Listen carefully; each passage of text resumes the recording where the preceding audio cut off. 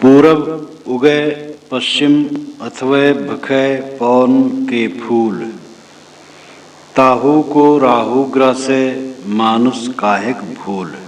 सूरज पूरब उगता है और पश्चिम में डूबता है। भखे पौन के फूल, उसका आहार है वायु के फूल। बड़ा निर्दोष, ताहू को राहुग्रह से। ऐसे कल्याणकारी सूरज को, जो संसार को प्रकाश देता है, गर्मी देता है, शक्ति देता है और केवल हवा के फूल खाता है, उसको भी राहु ग्रस लेता है। मानुष काहेक भूल। मनुष्य क्यों भूल रहा है? वो घमंड क्यों कर रहा है? पाप पर पाप करने वाला, अनेक विकारी काम करने वाला, दोषों में डूबा रहने वाला, ये क्यों अहंकार करता है? सूरज पूरब उगता है, जहां उगता है उसी को पूरब कहते हैं। सूरज पूरब उगता है, जहां उगता है उसी को पूरब कहते हैं। और उगना क्या है? पृथ्वी घूमती है, सूरज सामने पड़ जाता है, फिर पीछे पड़ जाता है। जहां डूब जाता है उसको हम पश्चिम कहते हैं। भखे पवन के फूल, हवा के फूल खाता है, यानी केवल हवा में घूमता रहता है। आलंकारिक भाषा में ये सारा कथन है काव्य में। ताहू को राहु ग्रह से, उसको राहु ग्रसता है, ये अवधारणा है। इस सामान्य अवधारणा को साहब यहाँ कह करके कहते हैं कि ऐसे परोपकारी सूरज को, निर्दोष सूरज को भी राहु ग्रस लेता है। मानुष क्यों भूल रहा है? मनुष्य तो बहुत दोषी है, अनेक दुर्बलताओं से घिरा है, अनेक दुर्गुणों, गंदी आदतों, आसक्तियों और विकारों में पड़ा है। वो क्यों भूल रहा है? इस संसार में घमंड करने की कोई गुंजाइश नहीं है। आग से घिरे हुए सांप की दशा की तरह इंसान की दशा होती है। आग से घिरा हुआ सांप ऐंठ ऐंठ के जलता और फनफनाता है मारे अहंकार के,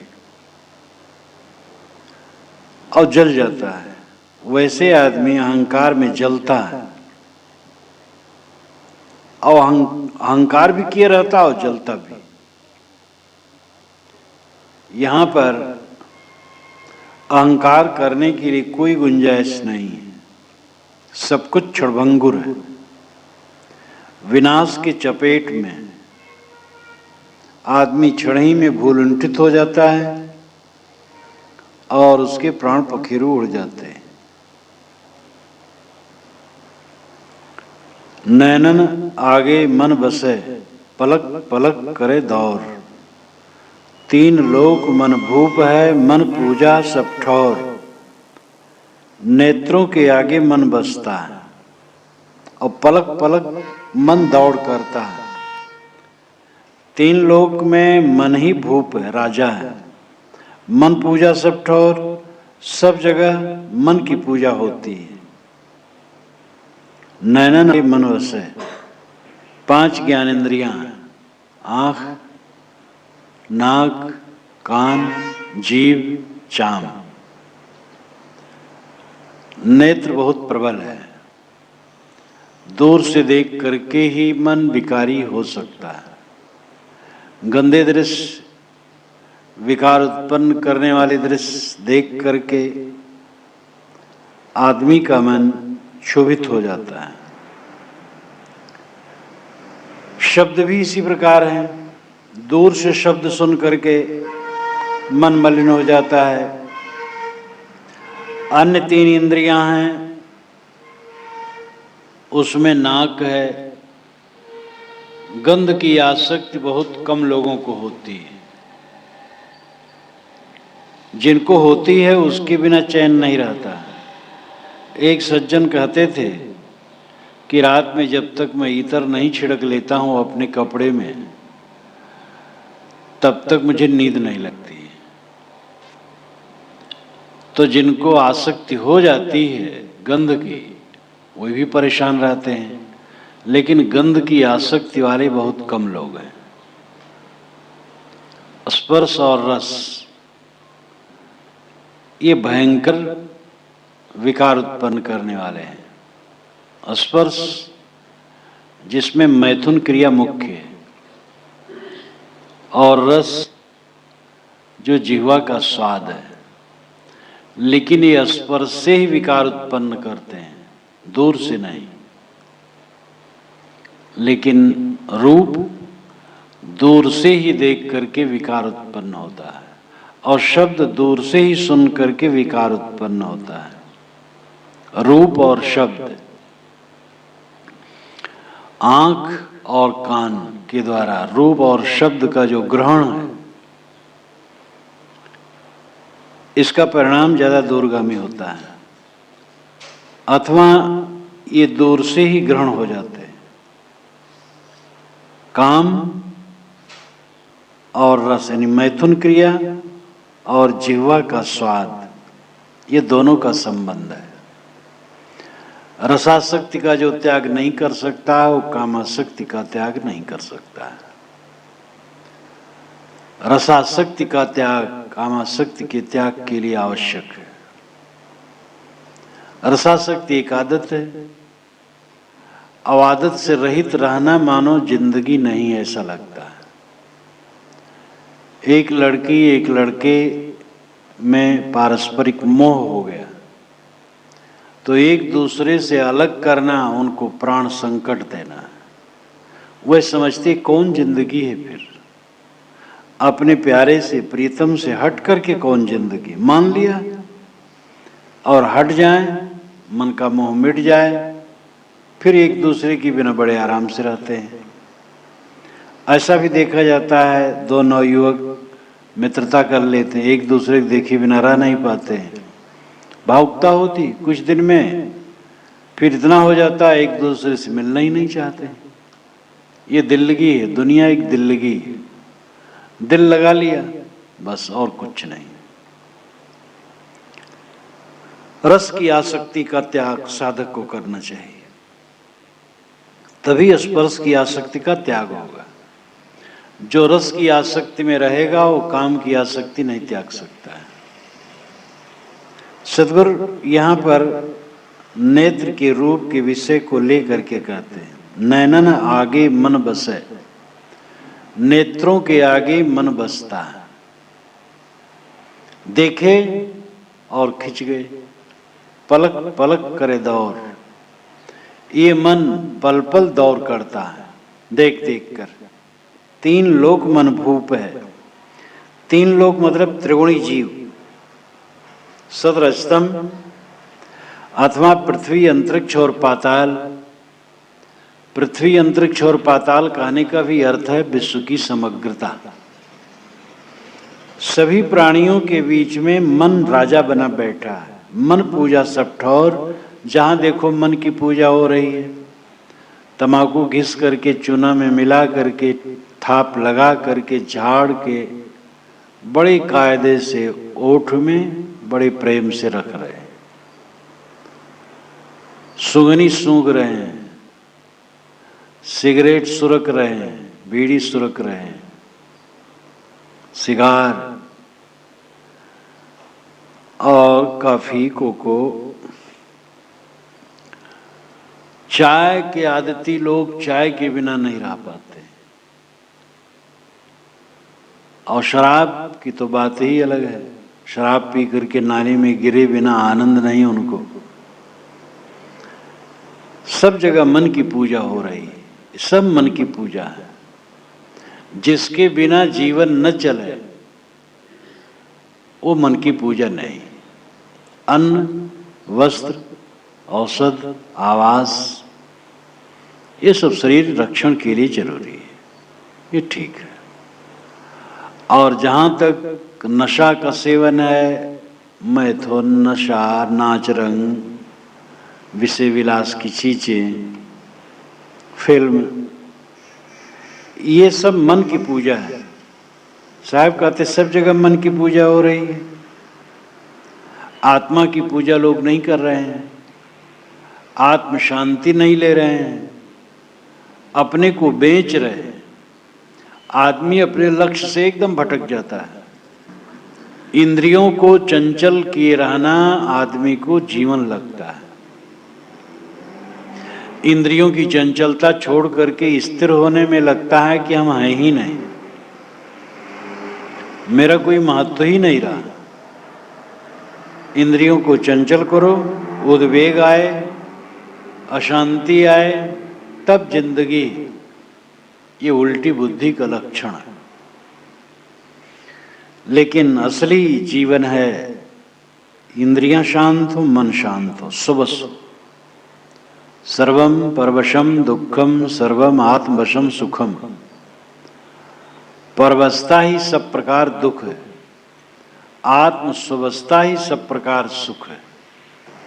सदगुरु कबीर ने कहा, नारी निरख न देखिए, निरख न कीजे गौर, निरखत ही ते विष चढ़े, मन आवे कछु और।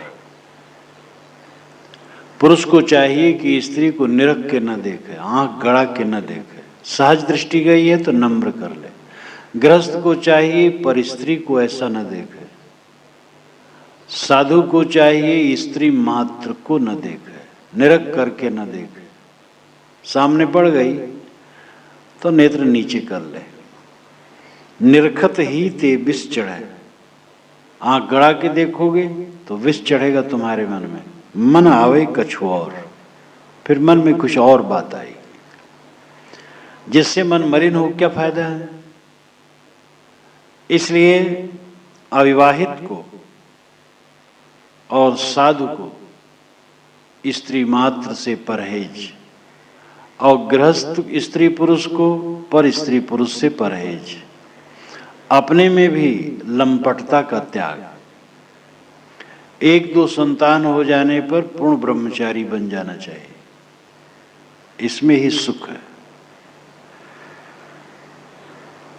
मन स्वार्थी आप रस विषय लहर फहराए, मन के चलाए तन चले जाते सर्वस जाए।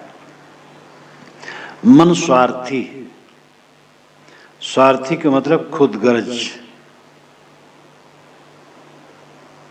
ये अपने इंद्रियों की लंपटता में पड़ा रहता है। आप रस, मन स्वार्थी आप रस। आप रस यानी अपने लिए विषयों का रस चाहता है। विषय लहर फहराए, विषय वासनाओं की तरंगे इसमें हिलोरे मारती रहती है। मन के चलाए तन चले, और मन को चला दो तो तन चला जाता है। जाते सर्वस जाए, फिर सर्वस गया, खत्म होगा। एक ही साखी काफी है। ये मन महालंपट है, विषय रस में डूबा रहना चाहता है। और मन गया तो सब शरीर गया, और शरीर गया और मन गया, दोनों गया तो सर्वस्व डूब गया।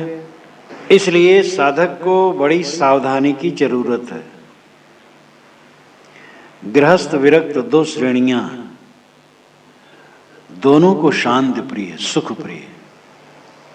गृहस्थ का मतलब ये नहीं कि काटा खाई में कूद कूद के चले। डामर रोड केवल साधुओं के लिए है, और गृहस्थों को काटा खाई में कूद के चलना है, ऐसी बात नहीं।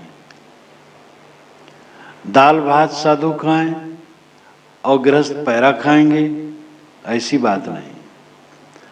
सबको दाल भात खाना, सबको डामर रोड पर चलना, शांति सुख सबको प्रिय। गृहस्थी का अर्थ लंपट होना नहीं।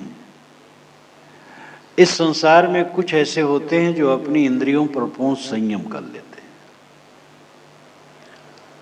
और अगर आदमी से बन सके तो पूरा संयम करके जीवन को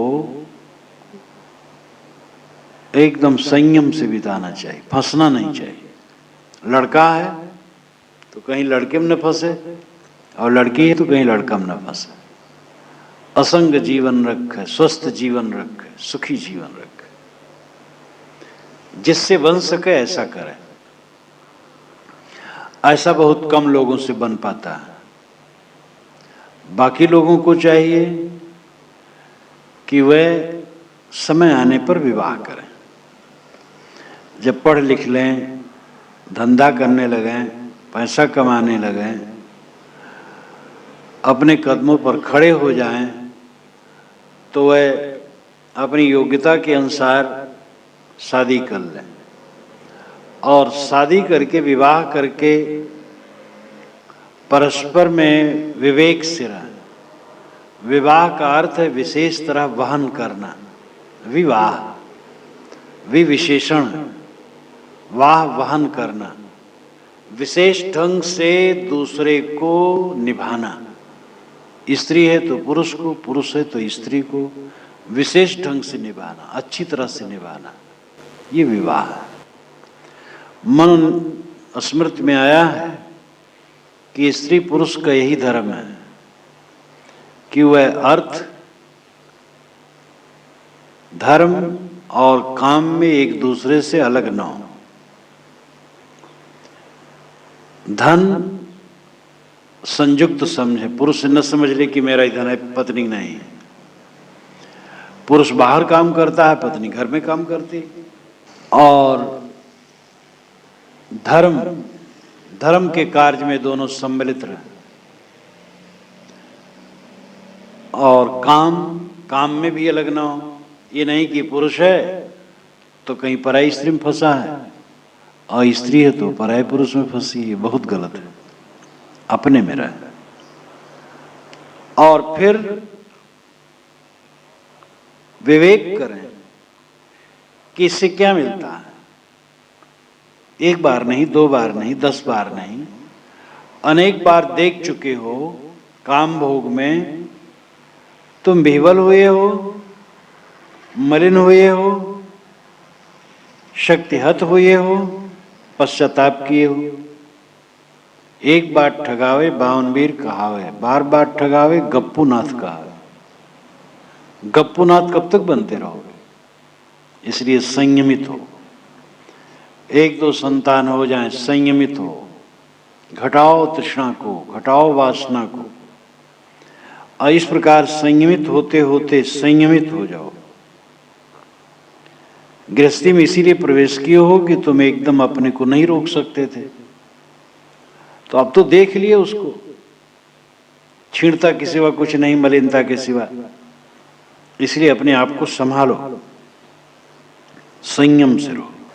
ये समझ लेना चाहिए कि अगर कोई मर्यादा से न रहेगा तो 1000 ज्ञान की युक्तियां काम नहीं करेंगे। कुसंग में वो बह जाएगा। ग्रंथ पढ़कर, सत्संग करके, समझ करके ज्ञान की हजारों युक्तियां जान ली जाएं, अगर वो कुसंग करेगा तो टिक नहीं पाएगा। पराई स्त्री का संपर्क बराबर पुरुष करेगा, या पराये पुरुष का संपर्क बराबर स्त्री करेगी, तो पतित हो जाएंगे। साधु साधक है, अगर वो स्त्रियों का संपर्क करेगा, उसको देखने में आनंद मानेगा, उससे बात करने में आनंद मानेगा, उसके हाव भाव कटाक्ष में रस लेगा, वो साधु नामधारी गिरे बिना रह नहीं सकता। 1000 ज्ञान की युक्तियां हवा में उड़ जाती हैं कुसंग में पढ़कर। नीमिर, नारद और कितने बड़े बड़े कहलाने वाले बह गए।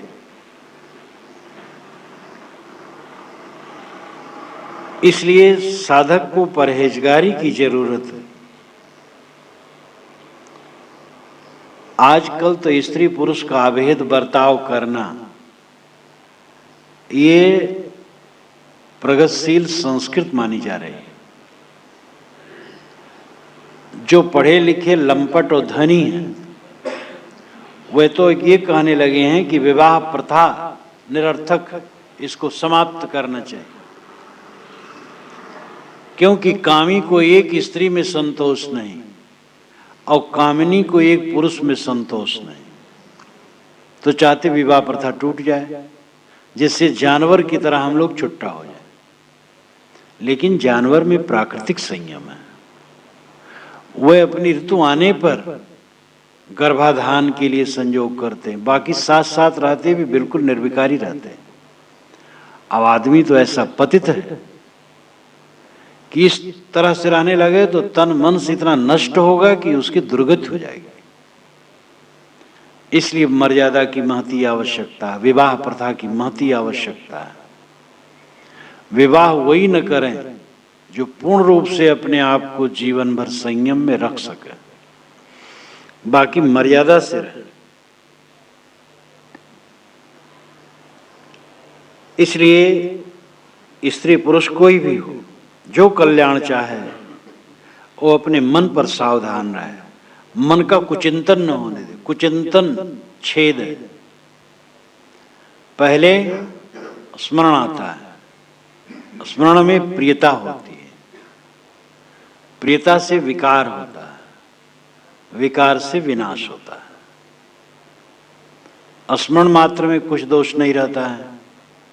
स्त्री को पुरुष का, पुरुष को स्त्री का स्मरण हो गया, स्मरण में कुछ नहीं होगा, बस स्मरण छोड़ दे। स्मरण वो नहीं छोड़ा तो प्रियता बनेगी मन में, अगले के शरीर में प्रियता बनेगी। प्रियता छोड़ दो तो ठीक है, अगर उसको भी नहीं छोड़ा तो विकार बनेगा, उत्तेजना आएगी। वो छोड़ दे तो ठीक, वो भी नहीं छोड़ा तो पतित हो जाएगा। इसलिए केवल स्मरण पर सावधान हो तो कुछ झंझट नहीं। साधना सरल है, कोई कठिन नहीं। कुचिंतन होने न दो। अगर मन से सावधान रहे, मन को स्वस्थ रखे तो पूरा जीवन उसका स्वस्थ रहेगा। दृश्यों को देख करके मन किस प्रकार गलत मार्ग में चला जाता है, पतंगे का उदाहरण प्रत्यक्ष है। पतंगे ज्योति को देख करके उसमें कूद करके जल मरते हैं। रूप की प्रियता के कारण एक बूढ़ा एक युवती को रोज देखता रहा, आमने सामने घर रहे, धीरे धीरे उसका मन बड़ा विकारी हो गया। बूढ़ा 70-75 का था और एक दिन देखा कि युवती अपने दरवाजे पर खड़ी है, वहां पहुंच गया और लंपटता पूर्वक बात करने लगा। तो युवती ने डांटा, वो बूढ़ा जबरदस्ती घुसना चाहा। युवती ने फाटक बंद किया जोर से, उसका मुंह उसी में पड़ गया तो एकदम रक्त रक्त हो गया, मूर्छित होकर गिर पड़ा। ये रूप विषय का मोह। इसलिए बड़ी सावधानी की जरूरत है। साधक मन से सावधान रहे। कैसी गति संसार की ज्यों गाड़र की ठाठ, एक परा जो गाड़ में सबे गाड़ में जात। कैसी गति संसार की? संसार की गति कैसी है, ये प्रश्न है। उत्तर है ज्यों गाड़र की ठाठ। जैसे गाड़र की ठाठ, गाड़र नाम भेड़, भेड़ी, ठाठ यानी झुंड, समूह। भेड़ियों का झुंड, एक भेड़ी आगे है, वो गड्ढे में गई तो सब भेड़िया गड्ढे में चली जाती। इसको कहते भेड़िया धसान। एक आदमी अंधविश्वास में गया, सब जा रहे हैं। पता चल जाए अमुक जगह कोई सिद्ध बाबा आए हैं, देखो लाइन लग जाए। जब एक जगह ये हुआ कि वहां वो पानी देता है, पानी को छू लेता है, अब वो पानी लाओ तो आंख में लगाओ, तो अगर आंख विकारी हो तो निर्दोष हो जाएगी। लड़का न होता हो तो उसे पानी छुआ के लाओ, अपनी पत्नी को पिला दो, वो गर्भवती हो जाएगी। उसके पानी में बड़ा जादू है। अब उसके पानी को पाने के लिए अनपढ़ गंवई और पढ़े लिखे शहरी दोनों मूर्ख बन गए।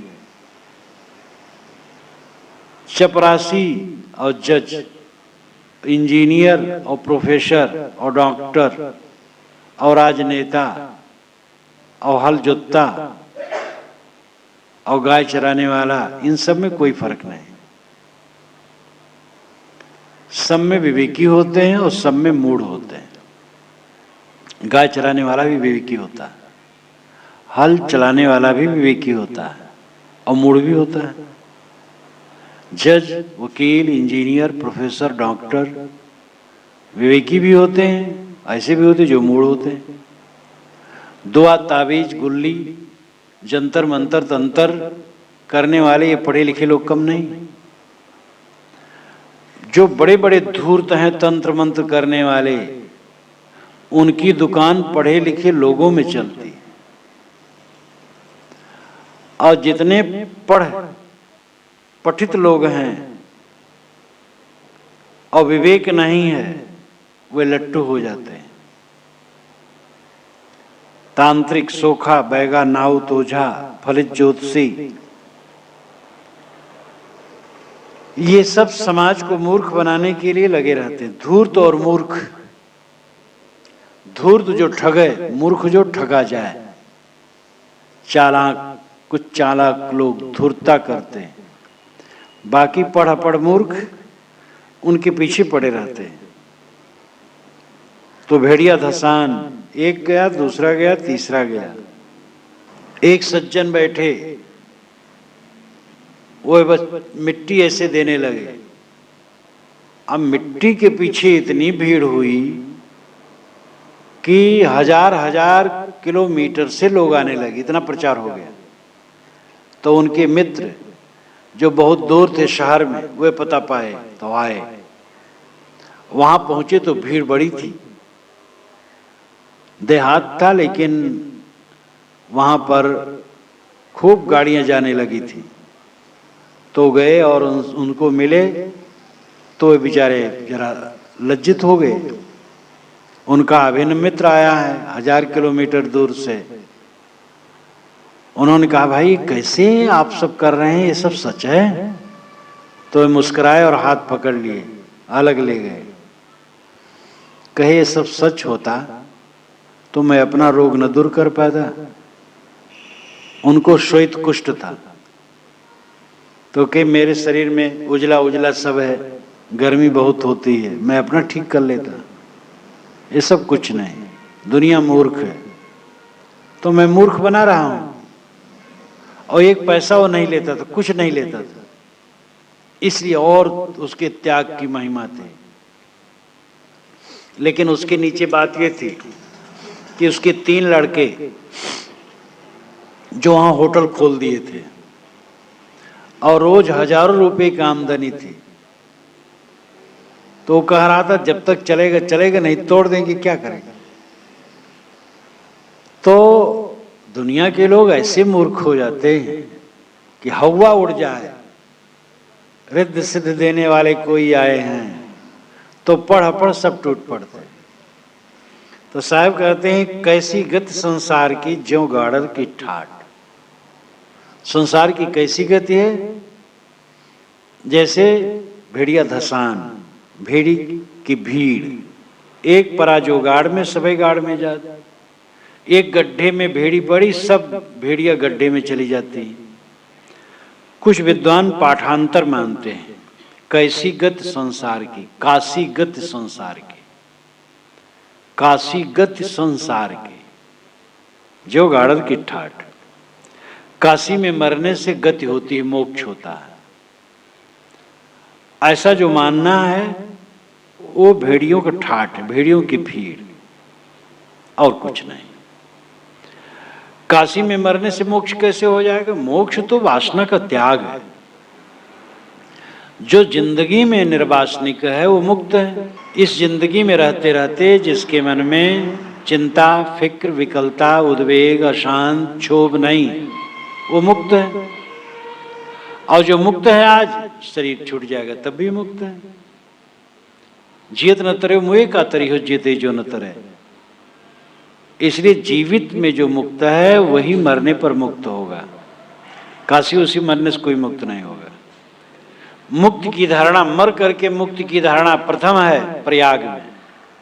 गंगा जमुना के संगम में डूब के जो मरेगा वो मुक्त हो जाएगा। और बहुत लोग डूब डूब के पहले मरते थे।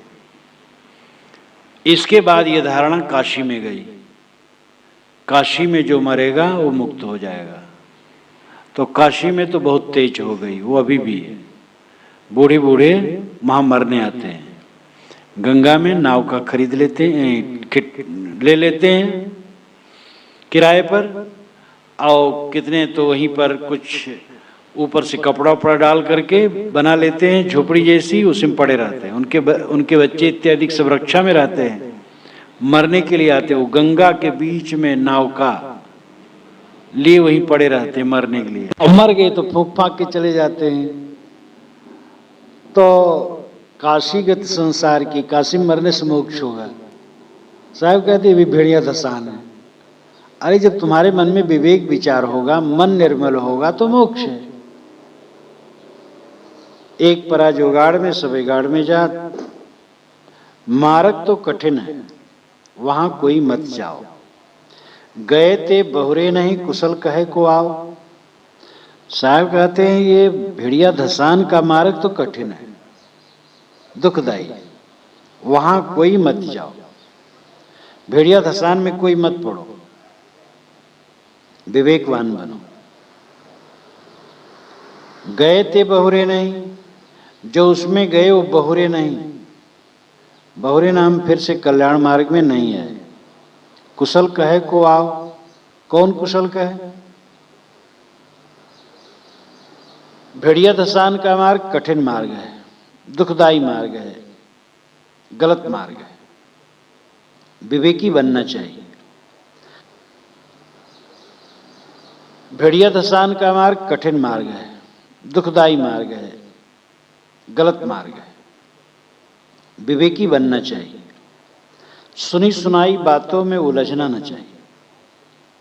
शास्त्र, महापुरुष, परंपरा, जन समाज सब आदरणीय है। शास्त्र की बात मानो, परंपरा की बात मानो, गुरु की बात मानो, जन समाज की बात मानो, लेकिन विवेक तो रखो। अपना विवेक खो करके तो कहीं नहीं रह जाओगे। अगर गुरु कहते हैं हमारे पास विवेक नहीं है, तो हम गुरु की बात भी तो बिना विवेक के नहीं समझ सकते हैं। शास्त्र की बात तो हम तभी समझेंगे जब विवेक होगा। सबका आदर करे, केवल अपने विवेक का आदर न करे, तो क्या मतलब हुआ? जब विवेक का आदर हो तब सबका आदर चरितार्थ हुआ समझना चाहिए। गुरु आदरणीय हैं, महापुरुष आदरणीय हैं, शास्त्र आदरणीय है, परंपरा आदरणीय है, समाज आदरणीय है, लेकिन अपना विवेक परम आदरणीय है। इसलिए सबकी बातों पर विवेक करना बुरा नहीं। गुरु ने कोई बात कही और उस पर हम विवेक करते हैं तो गुरु का अपमान नहीं। विवेक से किया हुआ काम सदैव हितकर होता है। इसलिए केवल परंपरा की पूंछ पकड़ करके मत चलो। कहा जाता है कि एक के यहां यज्ञ हुआ था, तो जो यज्ञ करने वाले गृहपति थे उन्होंने एक बिल्ली पाल रखा था। बिल्ली उनको छोड़ती नहीं थी, जहां हो रहे वहीं बिल्ली रहे। तो पंडित जी ने, पुरोहित ने कहा कि भाई ये बिल्ली अशुद्ध जीव, इसमें दौड़ेगी तो ठीक नहीं रहेगा। तो गृहपति ने कहा महाराज ये मेरे बिना रहेगी नहीं, मुझे देखती रहे तो ये शांत रहेगी। तो एक जालीदार टोकरी मंगा करके पास में बिल्ली को बांध दिया गया, उसी पर ढांक दिया गया। तो वहीं वो बैठी रहे पास में, और पूरा यज्ञ हुआ। उसके पश्चात कोई 30 वर्ष के बाद उनके घर में यज्ञ हुआ। जो गृहपति नहीं रहे, उनका बच्चा था। तो यज्ञ की सारी चीजें लिखी गई, मंगाई गई। तो गृहपति ने कहा कि पंडित महाराज सब चीजें तो आ गई, कुछ तो कसर नहीं। कहे कुछ कसर नहीं, सब हो गया। कहे बिल्ली? कहे बिल्ली क्या? कहे महाराज बिल्ली भी चाहिए। तो पंडित ने कहा भाई हमारे यज्ञ के विधान में बिल्ली कहीं शास्त्र में नहीं है। तो कहे महाराज हमारे पिता ने यज्ञ किया था आज से 30 वर्ष पूर्व, मैं बच्चा था, देखा था, तो उनके पास बिल्ली बांध के रखी थी। तो पंडित ने कहा वो कोई कारण होगा, हमारे यज्ञ विधान में बिल्ली नहीं है। कहे महाराज अगर हम बिल्ली नहीं बंधवाएंगे तो पता नहीं हमारा अशुभ हो जाए, हमारे पिता किए हैं तो हम परंपरा को नहीं छोड़ेंगे। पंडित जी ने समझौता किया, कहा हाँ बांध लो भाई बिल्ली, हमारा कोई नुकसान नहीं होगा। तो ये परंपरा की पूंछ लोग पकड़ करके घसीटते रहते। देश और काल के परिप्रेक्ष्य में चीजें होती हैं, घटनाएं होती हैं, रस्म रिवाज होते हैं और वो बदलते हैं।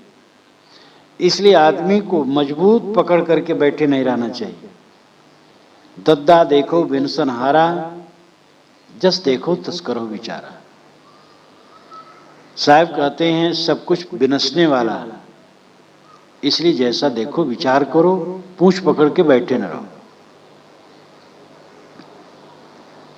मारी मरे कुसंग की, केरा साथे बेर, वह हाल है वही चीदर है, विधना संग निबेर। आदमी कुसंग के मारे मरता है, जैसे बेर के साथ में केले। बेर पेड़ प्रसिद्ध है, फलदार होता है, कांटेदार होता है, और केला भी प्रसिद्ध है, चिकना सुंदर, और इसीलिए यज्ञ में पूजा में केला का स्तंभ और केले के पत्ते माने गए। बेर और केले के पेड़ पास पास में हैं, तो वह हाल है वह चीदर है। केले के पत्ते हिलते हैं हवा में, और बेर के कांटे उनको चीधी चीधी उड़ाते हैं। विधना संग निवेर, अय विधना, अय विधाता, अय कर्ता मनुष्य, संग निवेर, इस संग का निबेर कर, निबेड़ा कर, खत्म कर, छोड़।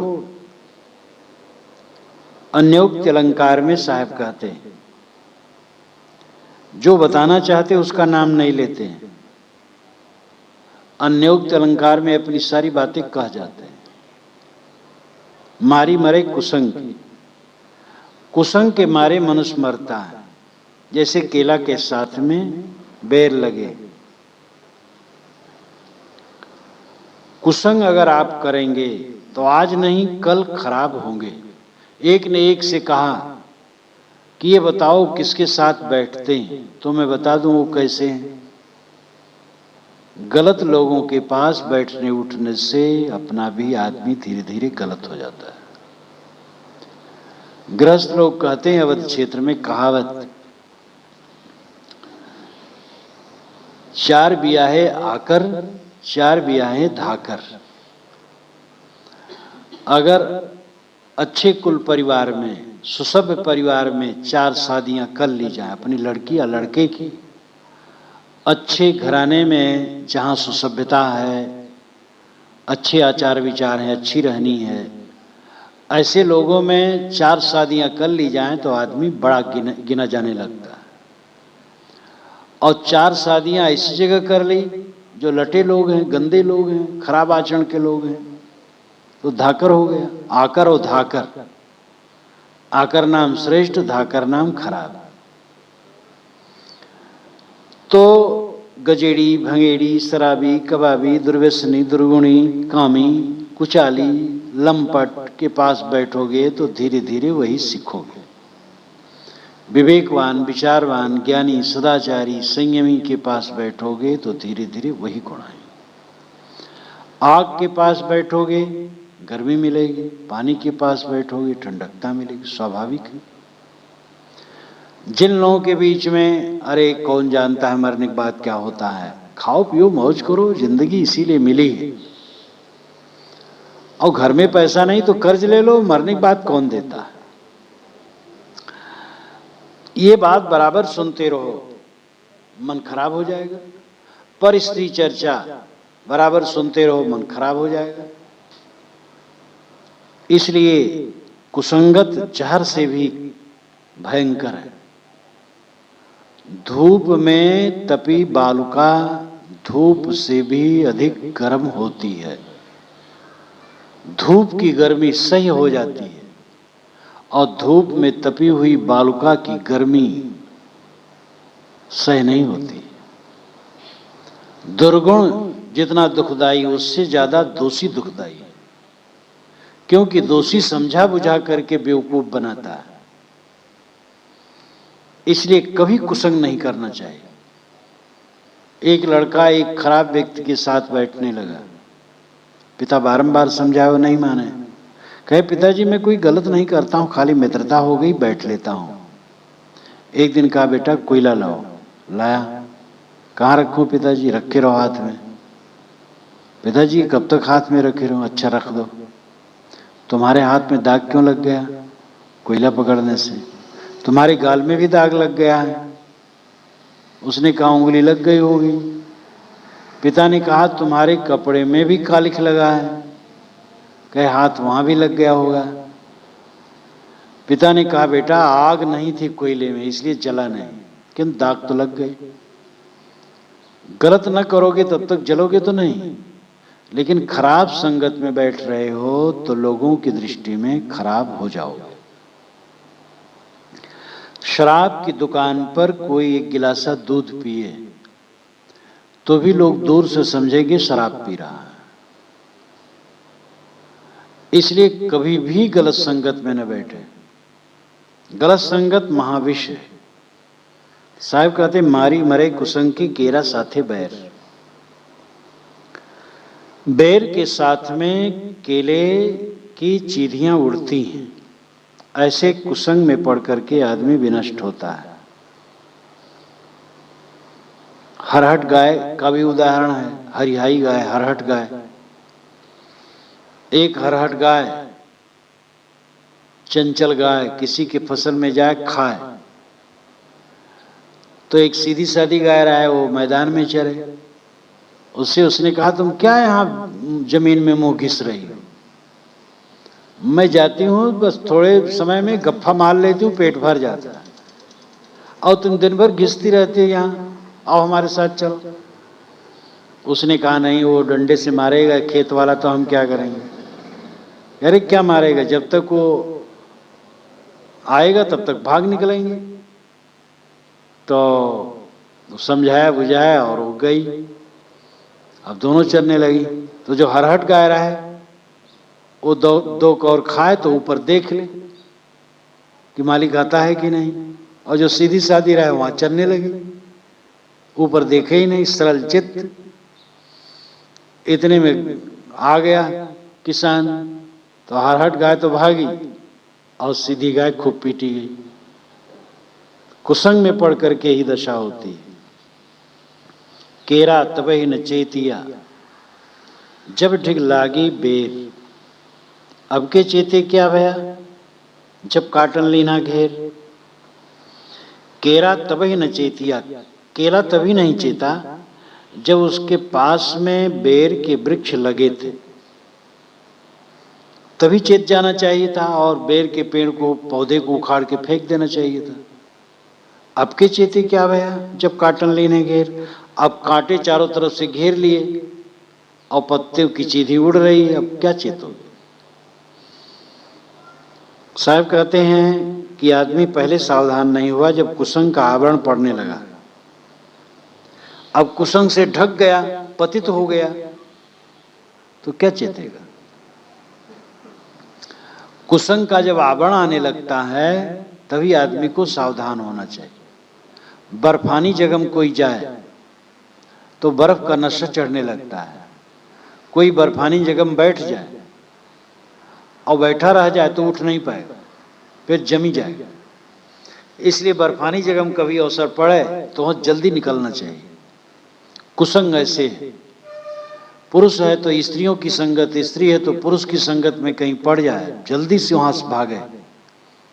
अब अगर उसमें रहा तो इतना बर्फ का गोला जम जाएगा कि उसको होशो नहीं रहेगा कहां गया, और मिट जाएगा। तो केरा तबे न चेतिया जब ढिग लागी बैर, जब पास में बेर के पेड़ लगे तब चिकेला नहीं चेता। कुसंग पड़ा तभी सज्जन सावधान न हुआ, अब कुसंग से घिर गया, अपना पतन कर लिया, अब क्या चेतेगा। साहब ने कहा है विधना संग निवेर, इसके पहले अविधना अविधाता, तो संग का कुसंग का निवेर कर त्याग कर, ये जीव अपने कर्मों का कर्ता और विधाता है। ये गलत कर्मों को छोड़ करके सन्मार्ग में चल सकता है। सतत सावधान रहो, कहीं कुसंग में मत पड़ो। जीव मर्म जाने नहीं, अंध भया सब जाए। बादी द्वारे दाद न पावे, जन्म जन्म पछताए। जीव मर्म नहीं जानता है, मर्म का मतलब वास्तविकता, सत्यता। जीव को सत्यता का बोध नहीं होता है। अंध भया सब जाए, सब अंधे होकर के जा रहे हैं, भटक रहे हैं। बादी द्वारे दाद न पावे, बादी के द्वार पर भी दाद नहीं मिलती है। बादी द्वारे दाद न पावे, वादी विवादी, वाद विवाद करने वाले, प्रवक्ता, अभिप्राय गुरु लोग। दाद दादी दाद, दाद शब्द शुद्ध, दाद अपभ्रंश। दाद कहते इंसाफ को, न्याय को। ये गुरु लोगों के पास भी इंसाफ नहीं मिलता है। जन्म जन्म पछताए, जीव जन्म जन्म पछताता है। कितने गुरु तो ऐसे हैं कि शास्त्र वेद उपनिषद गीता बीजक क्या का है, पुराण तक नहीं जानते। कितने ऐसे हैं जिनको कोई विवेक नहीं, आत्मानात्मा का, सदाचार असदाचार का। एक जगह में था और कुछ लड़के बैठे थे, मांसाहार कह रहा था कि नहीं करना चाहिए। एक गुरु आके बैठ गए, पंडित थे वो बहुत नाखुश हो गए। वो स्वयं मांसाहारी थे इसलिए नाखुश हो गए। गुरु थे और मांस खाते थे, क्या चेलों को उद्धार करेंगे। एक गुरु महाराज के यहाँ जब चेले आए तो गुरु महाराज के छप्पर पर, खपड़े पर जाल और बटाए रखा था, मछली मारने का जाल बटाए। वो कहे कि महाराज ये जाल बटाए, वो बहुत भड़के, कह रहे वो फलाने ने ला करके रख दिया है, बहुत गलत किया है, उठा करके दूसरे घर फेंक आए। और उन्हीं करा। चेले जान गए, कहे महाराज अब जान गए, अब कृपा करके आप हम लोगों के घर ना आइएगा। तो ऐसे ऐसे गुरु हैं जिनको मोटा भी दोष का सुधार नहीं, और वो दूसरे के तार नहीं चलते हैं। जिनको स्वयं विवेक नहीं है, कारण कार्य व्यवस्था का ज्ञान नहीं है, सत्य सत्य का विवेक नहीं है, दैवी चमत्कार, अंधविश्वास इसी में पड़े हैं, वे क्या निर्णय देंगे? ग्रह उपग्रह की गति, जड़ तत्वों की क्रियाशीलता, ऋतु परिवर्तन, वनस्पति, नदी, झरने, भूचाल, ज्वालामुखी, पर्वत, बादल, वर्षा, समुद्र की घटनाएं, ये जितनी हैं ये प्रकृति का खेल है। ये सब में दैवी कल्पना करके आदमी स्वयं भटकता है, दूसरे को भी भटकाता है। पानी कैसे बरसता? देवता बरसाता है, और पानी ऐसा बरसा कि क्षेत्र का क्षेत्र बह गया, तो देवता ऐसा क्रूर है? अभी कल सुना हूं कि उत्तर प्रदेश में कई जगह बहुत जोर से बाढ़ है और कई गांव डूब गए, सेना आ गई है, और उत्तरी हिस्से में अत्यंत प्रकोप है जल का। तो क्या कोई देवता बरसाता है तो क्रूर है, समझदार नहीं, दयाल नहीं? और जब अवर्षण होने लगता है, देश का देश जल जाता है, तो क्या देवता जानता नहीं है? इसमें देवी देवता प्रसंग नहीं है। प्रकृति, जड़ प्रकृति की अपनी योग्यता से पानी बरसता है, उसमें चेतना नहीं। योग्यता हो गई बरस रहा है, नहीं योग्यता हुई नहीं बरस रहा है। ये विवेक ज्ञान होना चाहिए। भूत प्रेत झूठे हैं, काल्पनिक। भूत प्रेत नाम की कोई चीज नहीं। देवी देवता प्राणी है। प्राणी मात्र को देवी देवता समझ करके उनके साथ सुंदर व्यवहार करो। ये सब निर्णय और विवेक गुरु द्वारा समाज को मिलना चाहिए। यंत्र मंत्र तंत्र गंडे ताबीज सब झूठे। हाथ आकाश में लहराया और घड़ी आ गई। घड़ी कैसे? ऐसे घड़ी आ जाती है? घड़ी बनने में काफी समय लगता है। हाथ ऊपर किया और लड्डू आ गया। लड्डू बनाने में भी समय लगता है। हलवाई यहाँ जाके देखो कैसे लड्डू बनता है, हाथ लगाना लड्डू बनेगा। मूर्ख बनाते हैं दुनिया को। चमत्कार, अंधविश्वास में गुरु लोग डूबे हैं, समाज को डुबाते हैं। जीव मर्म जाने नहीं, जीव भेद नहीं जानता, उसको समझ नहीं, आत्मज्ञान नहीं, अंध भया सब जाए, सब अंधे हो करके भटक रहे। अब वादी के पास जाते तो वहां भी दाद नहीं पाते हैं। वादी द्वारे दाद न पावे। वादी प्रवक्ता लोग गुरु लोगों के पास जाते हैं तो वहां भी निर्णय नहीं पाते हैं, वहां भी अंधविश्वास, वहां भी लटका दिए, जन्म जन्म पछताए। इस प्रकार जीव जन्म जन्म भटकता रहता है। निर्णय न पाने से स्वयं विवेक नहीं, और जिनकी शरण में जाकर के कल्याण होने की बात है वहां भी रास्ता नहीं, तब कहां जाए? जाको सदगुरु ना मिला, व्याकुल दहुदिश धाय, आंख न सूझे बावरा, घर जरे घूर बुताए। जिसको सदगुरु नहीं मिला वो व्याकुल होकर के दसों दिशाओं में भटकता है। आंख न सूझे बावरा, उस पगले को आंख से सूझता नहीं। घर जरे घूर बुताए, घर में आग लगी और घूर को बुझा रहा है पानी डालकर। चोट लगी है पैर में, सेंकता है सिर को। मन में काम क्रोध लोभ मोह की आग लगी, और गंगा में नहा करके सोचता पाप कट जाएगा। अरे गंगम नहाने से शरीर शीतल हो जाएगा।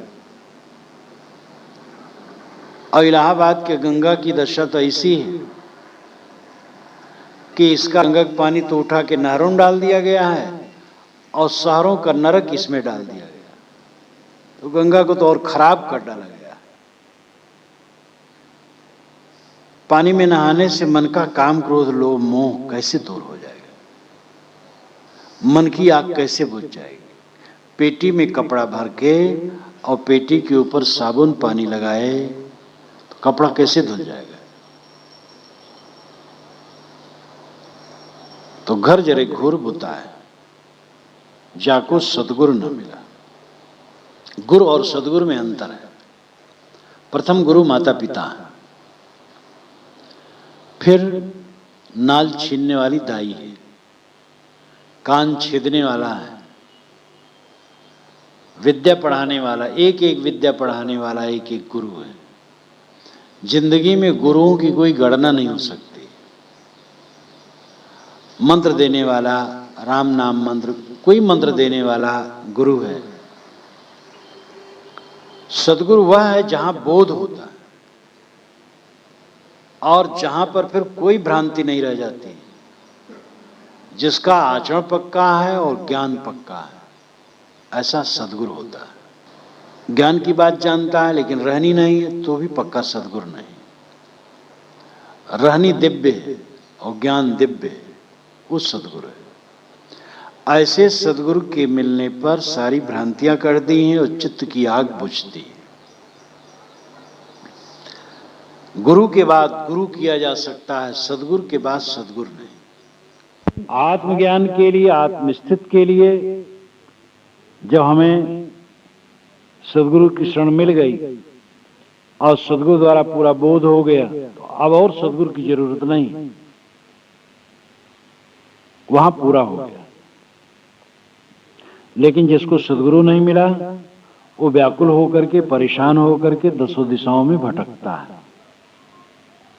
दसों दिशाएं, पूरब, पश्चिम, उत्तर, दक्षिण और ये चारों के कोने, चारिये और ऊपर नीचे, ये 10 दिशाएं हैं। इन दसों दिशाओं में भटकता है। 4 वेद 6 शास्त्र, दसों दिशाएं भटकता है। दसों दिशाओं का लाक्षणिक अर्थ है सब तरफ। विवेक न होने से आदमी सब तरफ भटकता है। आंख से कुछ सोचता नहीं पगले को, आंख न सूझे बावरा। काम, क्रोध, लोभ, मोह हमने बनाया है और मन में भर करके आग लगाई है मन में। अब इसको बाहर से कैसे बुझा पाओगे? तुमने दोष भरा है मन में, अब तुम निकालो तो छूट जाए।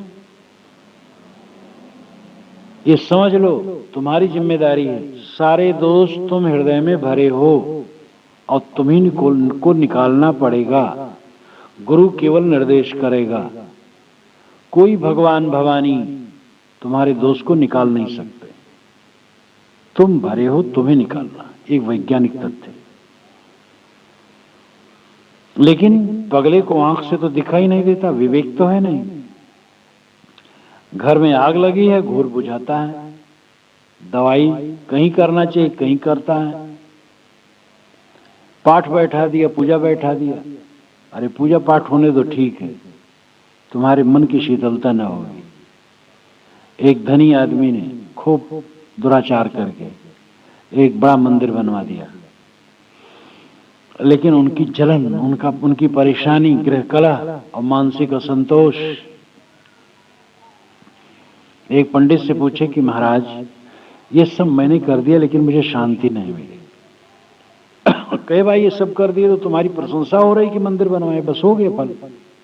शांति कैसे मिलेगी? शांति तो मन में विकार है, तो विकार को छोड़ो तब शांति मिलेगी।